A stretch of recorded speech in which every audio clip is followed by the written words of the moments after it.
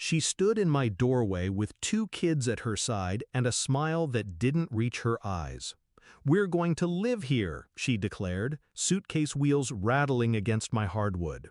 I froze, keys still in my hand, the mortgage receipt folded in my pocket like a medal.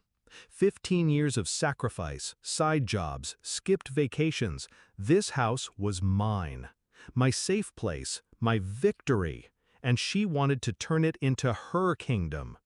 Behind her, my brother lingered, silent, his guilt tucked into a nervous smile. My parents nodded approval, as if this invasion had been agreed upon without me. "It's family property now," she said. "You'll understand."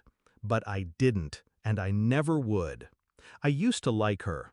The first time I met her, she was charming. She laughed too loud at my brother's jokes, touched his arm like he was the only man in the room. I remember thinking, good, maybe she'll steady him. Back then, I still believed in family. I lent them money when their rent was late. I babysat their kids when she wanted nights out. I showed up at birthdays with gifts I couldn't always afford because that's what family does. But she saw generosity as weakness. Every smile, every favor only emboldened her. The signs were subtle at first. Offhand remarks, "This house is too big for one person." Or, "Your brother works harder than you. Don't you think he deserves more?" I brushed them off. People say careless things. Families fight. But then came the whispers at family dinners, my parents asking, "Why not let them stay a while? You have space." That's when I understood. This wasn't a suggestion, it was a plot. When I slid the last check across the bank counter and the clerk smiled, "Congratulations, your house is officially yours." I thought I'd won. But ownership on paper doesn't shield you from betrayal in blood. The night they arrived with their bags, something inside me shifted. Rage wanted me to shout, to slam doors, to throw them out with their luggage. But rage is clumsy. I wanted precision. So I let her step inside. I let her children run down the hallway, their shoes pounding against my walls. I let her place her purse on my counter as if it already belonged to her. And I smiled. Because while she was busy declaring victory, I was already building her downfall. The next morning, I went to the county office. Title deed in hand, signed and notarized, I requested a certified copy. Then another, then 3 more. Paper doesn't bend to manipulation. Paper doesn't care about family politics. Paper answers only to the law. I filed a no trespass order, quiet and discreet, naming her and, strategically, not my brother. I wanted to separate them, force him to choose. At the same time, I visited a locksmith. By evening, every lock had been replaced. My keys, my control. And then came the final move. I invited the entire family over for dinner. The tension at the table was thick.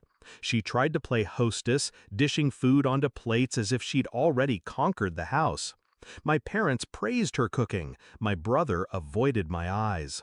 When the meal was nearly done, I stood, slid an envelope across the table and said, "I have something for you." She opened it, expecting money. Instead, she found a certified copy of the deed, bold letters spelling my name. Then the restraining order. Her face paled. "What is this?" My voice was steady. "Proof. This is my house. You have no right to it. The next time you step inside without permission, the police will escort you out." Silence. My brother shifted uncomfortably. My parents opened their mouths, but I cut them off with one sentence. Family property exists only when family respects it. You showed none. The tears came then, not from guilt, but from exposure. She had counted on silence, on shame, on me caving the way I always had. She hadn't expected resistance wrapped in paperwork and law. She stood, trembling, children watching wide-eyed, and spat, "You'll regret this." But regret belongs to the defeated. After they left, the house was mine again, truly mine. The echo of her children's footsteps faded, replaced by a quiet that felt like triumph. My brother called later, voice shaking, torn between loyalty to his wife and the truth he couldn't deny. I didn't answer. Some bonds aren't worth saving. I walk these halls now with pride. Every corner reminds me not just of struggle, but of victory earned through patience and precision. They tried to strip me of my sanctuary, my achievement, my freedom. Instead, I stripped them of their illusion of tower. Final reflection. They thought my silence meant surrender. They mistook kindness for weakness. But this house wasn't just walls and bricks. It was proof that I could stand alone. And the day they tried to steal it, I reminded them I am not theirs to conquer. This is mine.